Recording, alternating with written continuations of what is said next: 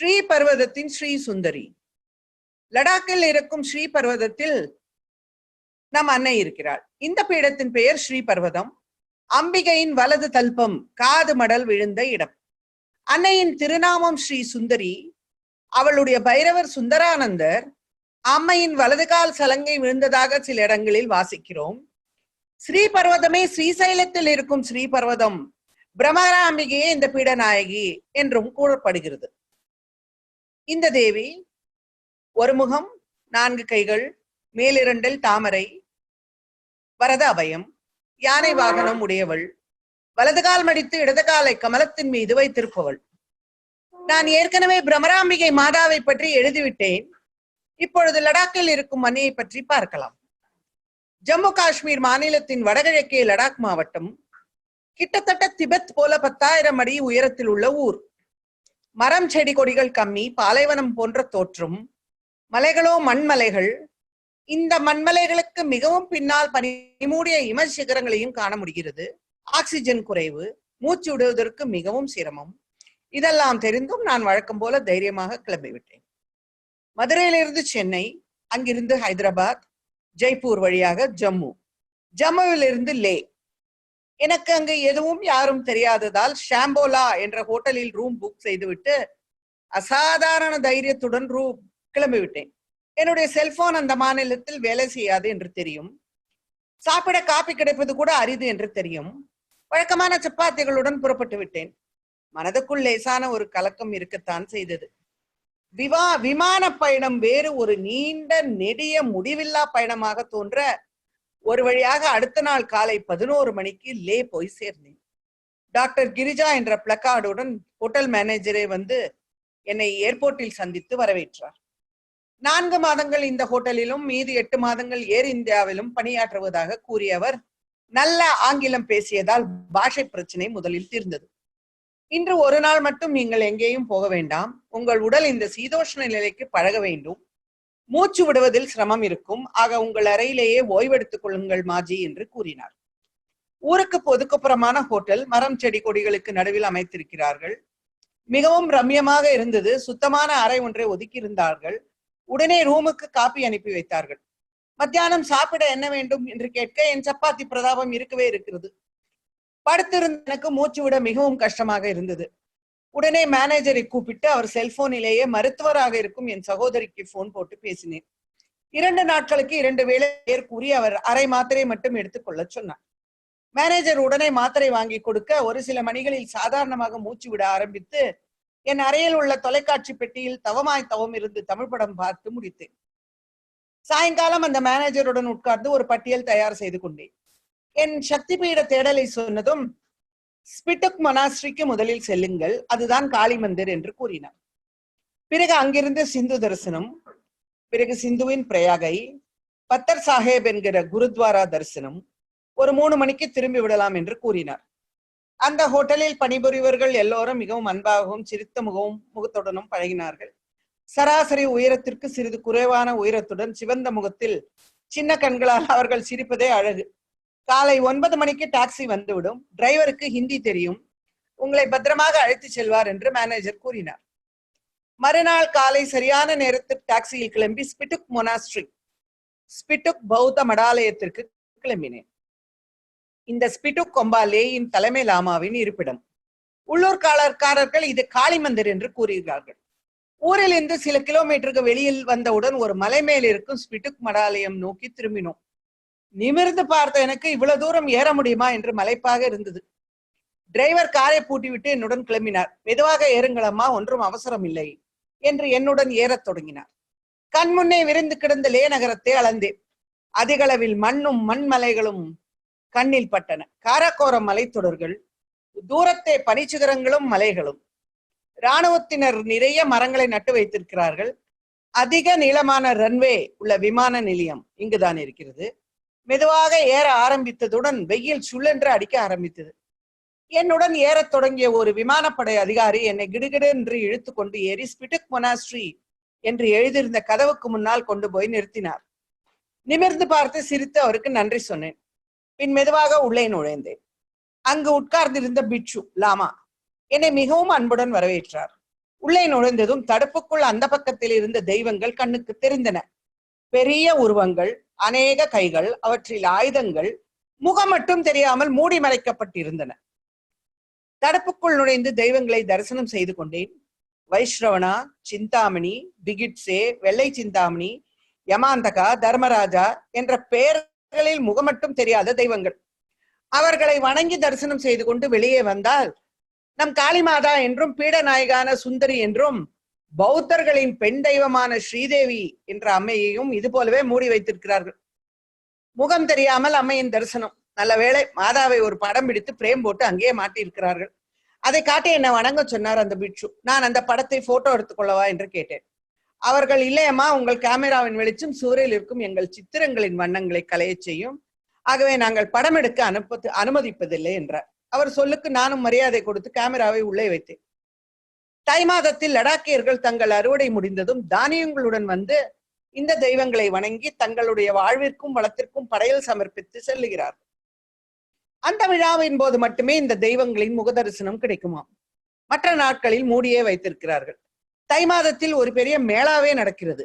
இந்த மலைவாழ் மக்கள் ஆடிப்பாடி கொண்டாடி தங்கள் தெய்வங்களை வழிபடுகிறார்கள். இதெல்லாம் அந்த லாமா எனக்கு சொன்ன விஷயங்கள். நான் கீழே விழுந்த அந்த படத்திற்கு முகமூடி இருக்கும் அம்மைக்கு நமஸ்காரம் செய்தேன். முகமூடி இருந்தால் என்ன அம்மா, உன் காலை பிடித்துக் கொண்டால் என்னை தூக்க வருவாய் அல்லவா, அப்போது உன் முகதரிசனம் கிடைத்து விட்டு போகிறது என்று நினைத்துக் கொண்டேன். அம்மா, வெளியே வாருங்கள், என்னிடம் இருக்கும் புத்தகத்தில் அம்பிகையின் படம் இருக்கிறது, நீங்கள் அதை பிடித்துக் கொள்ளுங்கள் என்றார் அந்த லாமா. ஓடிப்போய் அந்த புத்தகத்தை பிரித்து அன்னையின் முகதரிசனம் பெற்றேன். குழந்தை போல மனம் குதூகலித்தது. நிறைய படங்கள் எடுத்துக்கொண்டேன்.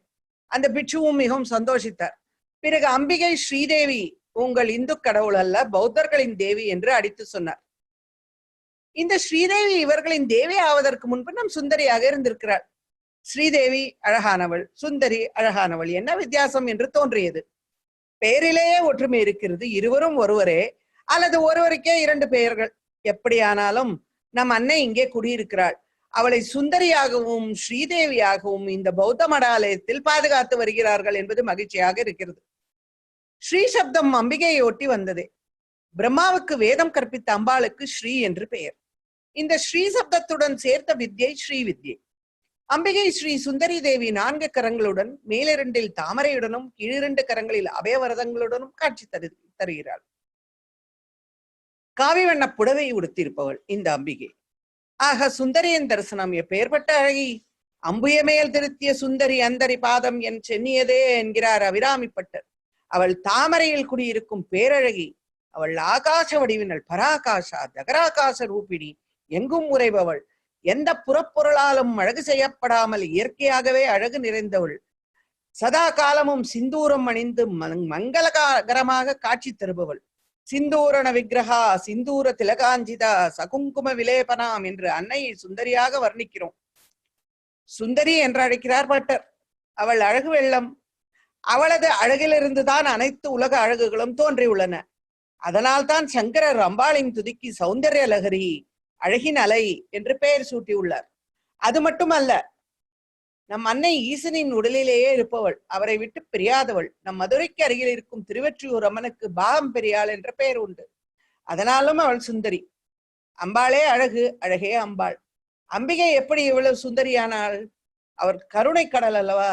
ஆக கருணை அவளுக்கு பேரழகை கொடுத்திருக்கிறது. அவள் அழகு இனிமையானது. 6 சமயம் கடந்து நின்ற அருணாநிதியே சுந்தரியே என்று பாடுகிறார் அபயாம்பிகை பட்டர். அவளது இந்த பேரழகை உள்ளத்தே இருத்தி கொண்டால் பேரானந்தம் கிடைக்கும். எந்த நாளும் உனது அருட்பேரழகை அருவில் ஒரு பிடியா இருத்தி என்கிறார்.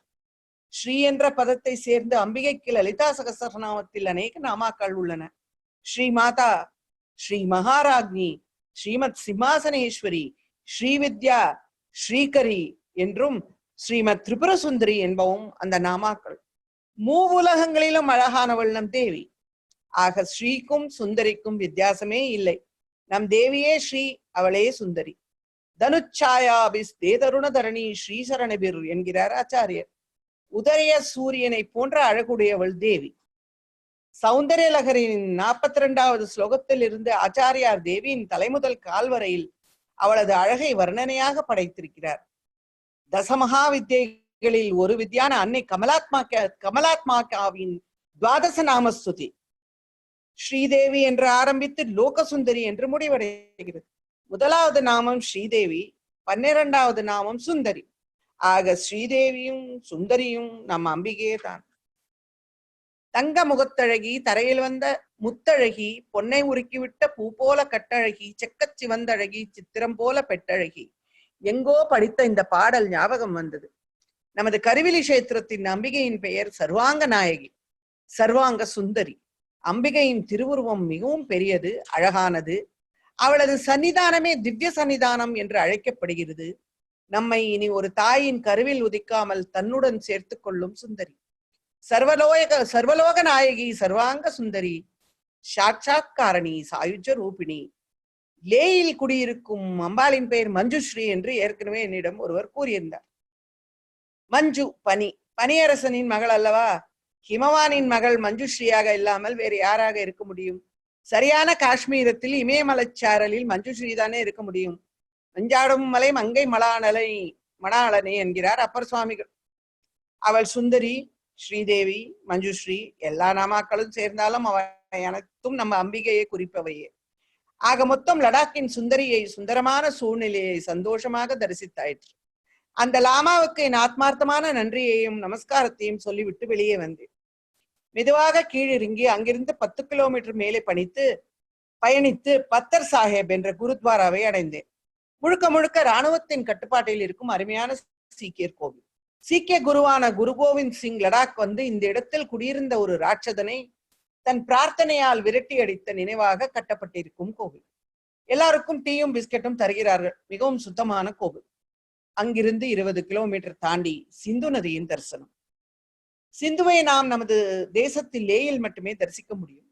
கங்கை, யமுனை, கோதாவரி, சரஸ்வதி, நர்மதே, சிந்து, காவேரி என்கிற 7 புனித நதிகளின் எல்லாவற்றையும் தரிசித்தாயிற்று. கடைசியாக இப்போது சிந்து தரிசனம். ஆக என் அதிர்ஷ்டம் என்று என்னை நானே மெச்சிக்கொண்டேன். நமது லடாக்கில் ஓடி வரும் சிந்து செக்கச்சிவந்த நிறத்துடன் காட்சியளிக்கிறது. ஜென்ஸ்கார் இலிருந்து ஓடி வரும் ஜென்ஸ்கார் நதி வெளுப்பாக காட்சியளிக்கிறது. 2 நதிகளும் சேரும் சங்கமம் பிரயாகை காண 2 கண் போதாது. 2 நதிகளும் சங்கமமாகி பாகிஸ்தானை நோக்கி ஓடுகின்றன. அப்பப்பா கொள்ளை அழகு! சுற்றிலும் மலைகள், நடுவே பள்ளத்தாக்கில் ஓடும் நதிகள். எத்தனை பார்த்தாலும் தெவிட்டாத காட்சி. லடாக்கில் சிந்துவின் வருகையை ஒவ்வொரு வருடமும் ஜூன் மாதத்தில் சிந்து தர்ஷன் என்று ஒரு பெரிய மேளாவாகவே கொண்டாடுகிறார்கள். நதிக்கன்னிகைகளின் ஓட்டமும் மாட்டமும் நம்மை மிகவும் கவருகிறது. எவ்வளவு நேரம் அங்கே உட்கார்ந்திருந்தேன் என்று தெரியவில்லை. போகலாமா அம்மா என்று டிரைவர் கேட்டதும் சந்தோஷத்துடன் ஹோட்டலுக்கு திரும்பினோம். வழியில் லே மார்க்கெட்டை ஒரு சுற்றி சுற்றி வந்தேன். அங்கே எதுவும் வாங்க வேண்டும் என்று தோன்றவில்லை. மறுநாள் காலை ஆல்ச்சி மற்றும் லைக்கட் மடாலயங்களுக்கு செல்ல முடிவெடுத்தோம். டிரைவர் 9 மணிக்கு வந்து சேர்ந்தார். லடாக்கில் இருந்து ஒரு 65 கிலோமீட்டர் தாண்டி ஆல்ச்சி கொம்பாவுக்கு போய் சேர்ந்தோம். அங்கிருந்து அழகான சித்திரங்களை ரசித்து பார்த்தேன். மஞ்சுஸ்ரீக்கு ஒரு சிலை இருக்கிறது. நம் தாராதேவியை போல கத்திரிக்கோல், கத்தி, கபாலம், பத்மம் ஆகியவற்றுடன் காட்சி தரும் அம்மை. ஆல்ச்சி என்பது ஒரு மாதிரி கிராமம் கூட, மாடல் வில்லேஜ். அங்கிருந்து கிளம்பி லைக்கட் மடாலயத்துக்கு போனோம். அங்கிருந்த பெரிய புத்தர் சிலையை தரிசித்து விட்டு லடாக் திரும்பினோம். இராணுவத்தினரால் நடத்தப்படும் ஹால் ஆஃப் ஃபேம் கண்காட்சியை பார்க்க சென்றேன். லடாக்கில் இராணுவத்தின் சேவை, கார்கில் போரில் இராணுவத்தின் பங்கு ஆகியவற்றை அழகான கண்காட்சியாக அமைத்திருக்கிறார்கள். நமக்காக கண் துஞ்சாமல் எல்லையை காக்கும் நம் இராணுவ வீரர்களுக்கு தலைவணங்கி விட்டு வெளியே வந்து ஹோட்டலை அடைந்தேன். மறுநாள் காலை 7:45 மணிக்கு விமானம். காலை 5:45க்கு என்னை கூட்டிக் கொண்டு போய் விமான நிலையத்தில் விட்ட ஹோட்டல் மேனேஜருக்கு நன்றி கூறிவிட்டு கிளம்பினேன். மீண்டும் ஜம்மு. அங்கிருந்து ஒரு நீண்ட பயணத்தில் மதுரை திரும்பினேன். அடுத்தது காஷ்மீரத்தில் மகாமாயாவான் அமரேஸ்வரி தரிசனம்.